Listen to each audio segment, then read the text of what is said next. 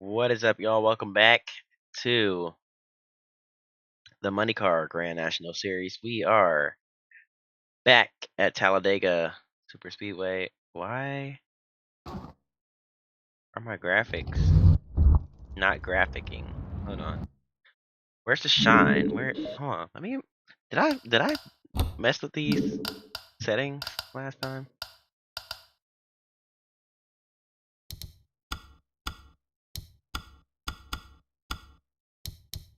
Huh.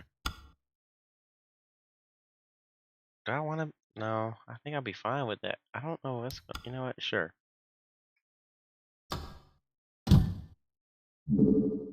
I have to just redo all my settings. Maybe my files got messed up or something, and I have to redo my settings to get the quality back to where it was. I don't know. But anyway, sorry about that. As you see how many races I've already pre-recorded or pre-run that need to be recorded. I don't remember the results from any of these. I'm gonna be so honest with y'all. I've recorded or I've simulated these so long ago. I genuinely don't remember. So don't worry. I'm not I'm not like, oh, I know what's gonna happen and like blah blah blah. I really don't. This is genuine person. Plus, a lot of these, when I simulated them, I just started a race and then just walked away. Well, if I would watch the first lap to see if they were wrecking nonstop or not, and if they weren't, then I just walk away and let the race run in the background. Come back after a bit, make sure nothing crazy happened, or like there's no glitches, anything of that nature. And then make sure the race doesn't end under caution. Green flag is in the air. Ian Slager's your pole sitter. Already in the back. We got a car having issues, and he gets spun. It's the 5 of Mark Martin, and there's a bunch of other cars getting collected. A big one already here. A medium-sized one. Shelby Howard. Ken Butler III. Mark Green. Ricky Stenhouse Jr. Eric McClure. Denny Hamlin, both stuck on the apron at weird angles. 3 wide. Out in front here from Talladega, Ian Slager tried to hop down the front of Chris Mack, his friend and team owner here. Unfortunately, it wasn't able to happen. And the Papyrus Racing boys are going to lead us back to the caution flag. Chris Mack, your leader. Kyle Busch second. Ian Slager, P3.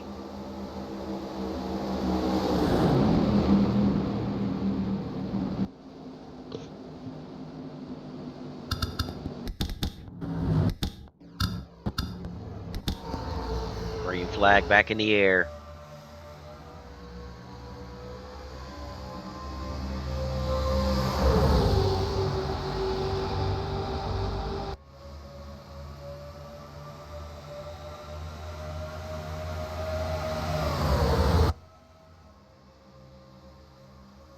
Chris Mack leads us down the back straightaway. Carl Edwards with a push from Ian Slager. He's going to get to his back bumper. Mack just opened the door for him. He's going to let him have it. I guess he doesn't want to lead. Maybe this is a strategic move. Being out in front, you're a sitting duck. Maybe he's going to let somebody else go out front here. Edwards is not giving up the bottom like Mack did. Well, he gave up the bottom, but he's not giving Ian Slager the position. Slager gets hung out to dry. Looks like Mack is going to hop in line behind him here. And the Papyrus Racing boys are back together here. At least they were.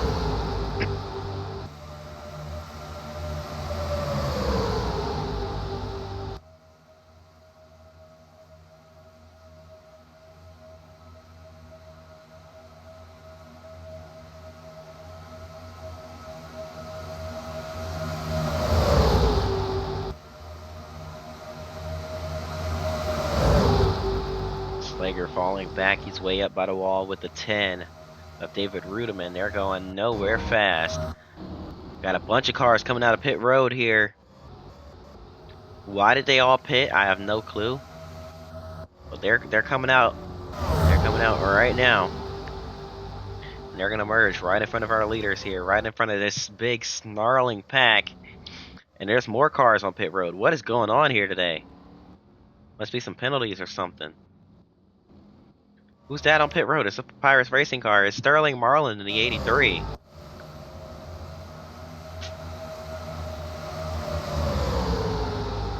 Mac Motorsports picked up Marlin through their purchase of Ginn Racing, which is another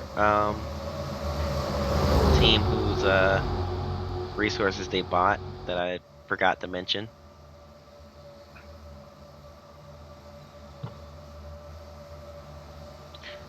And yeah, look at these slower cars holding up our leaders here. Looks like trying to get back up to speed. Stenhouse was trying to block as many runs as he could, but it's not going to happen. He's going to get shuffled back, and I know the pack's not going to be happy with him, especially when they do that. They got bunched up, and they almost wrecked because of it. More contact made down on the apron there. One car still on the apron. He's trying to wait for the right moment to get back up. That's front row Joe Nemechek.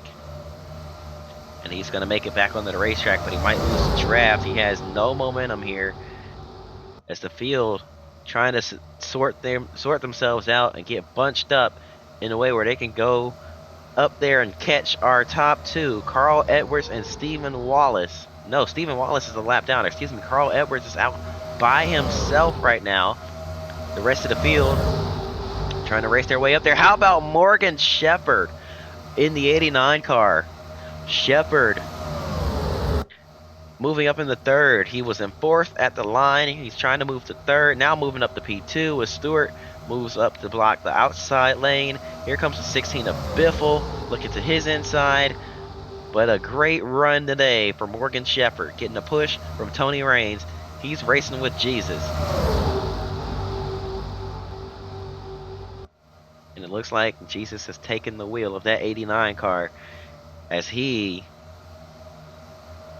battles inside the top 5.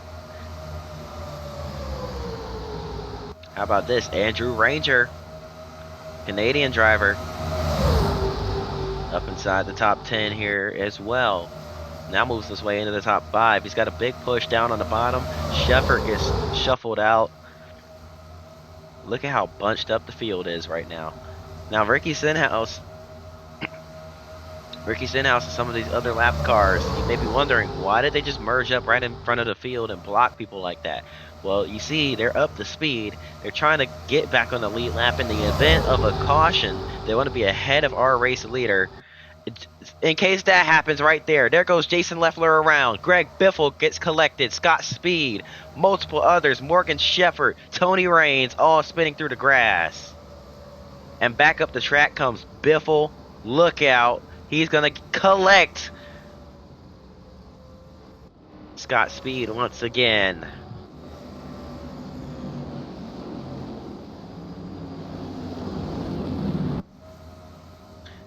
And that is why they were racing our leader so hard. As you see, Stephen Wallace got back on the lead lap. Allgaier keeps his lap. Brian Keselowski, Reed Sorensen, all staying on the lead lap here. And many others involved in the big wreck that just took place. Brian Vickers, Michael McDowell, right in the middle of it. Does he avoid it? No, he doesn't. Just nowhere to go, nothing he could do. I didn't see any real significant contact in this wreck. I think everybody's going to be able to keep it rolling, but this right here did some damage for sure. Biffle and Speed getting together. Man, so many things. Sorry to break. I was going to say break kayfabe. Break the fourth wall here for a little bit. So many things have changed since the last time I've recorded one of these videos. Rest in peace, Greg Biffle. Rest in peace, Michael Annett. And Brian Vickers is an interesting subject. Yeah, that's all I'm gonna say about him. We're back racing though. Green flag is back in the air. Andrew Ranger is leading this one. Stephen Wallace, or excuse me, Kenny Wallace. Wrong Wallace. Kenny, Stephen's uncle, one of his uncles, is in third, pushing Edwards back up to the lead. He's gonna stay high with Andrew Rangers. Never mind. He's gonna go low. I was gonna stick with Andrew Ranger, a couple lower budget teams working together, but no. He won at P2 there, and he's gonna have a shot at the lead as well, as he's still got momentum, pulling up to the rear bumper of that 60 car. Now it stalls out.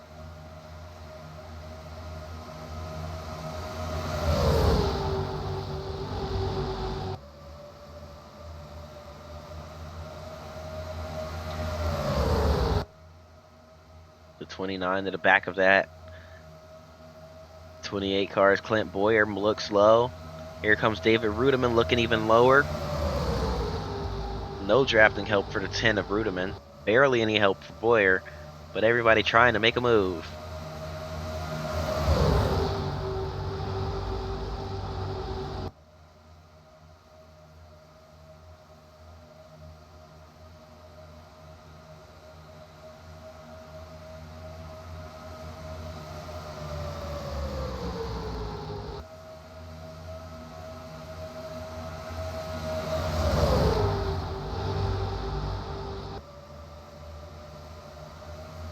Well, it's a snooze fest at the front of the field. Let's check what's going on further back.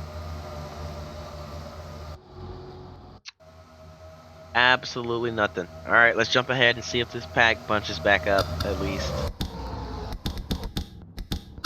Oh, we have a caution instead. That's going to be interesting. And it looks like this one's going to end under yellow. Unless we get a one-lap shootout. But that'll be really interesting. I know better cautions with the double file restarts has been glitching for me. And I do apologize for that.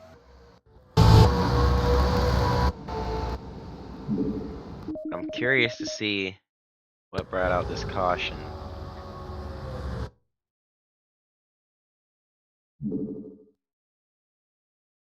Oh! Let's see what happened here. 83, Sterling Marlin looking to make it 5 wide. Gets in the Paul Menard and Eric Darnell, sending Darnell up into the 27 of Jason Keller and Ken Butler into 23. And he catches Greg Biffle on the way down. That's a teammate in that 16 car.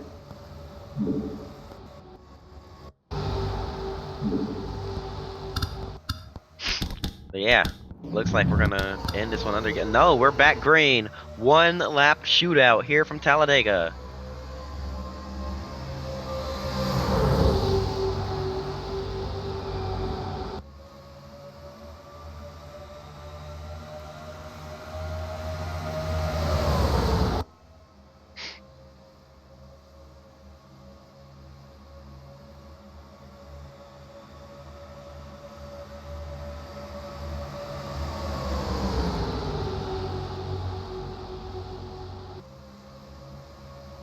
Three wide as Clint Boyer contact behind. Hard lick for the 33 of Hornaday.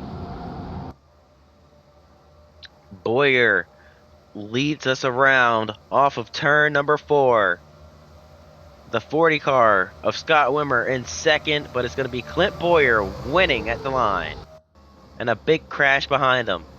In turns 3 and 4, takes out our defending champion among many others. Let's see what happened. Oh man, looks like another case of, yeah, the same thing from last wreck. Another case of 5 wide gone wrong here. It's Andrew Ranger way up by the top. And it looks like they were trying to get down to 4. And that's Kevin Harvick in the 33, excuse me. Gets hooked down the track, back up the racetrack, head on into the outside wall. A very scary looking accident, considering that angle. And then a hard hit for Jason Leffler as well. Brian Keselowski got a piece. We'll take another look at this one.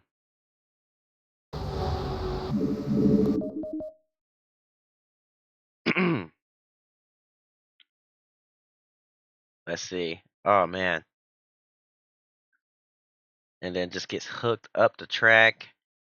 And then down low, Leffler and Keselowski make contact. They go straight up the track. Hard hit. That is a really hard hit for Jason Leffler. Let's go on board with him.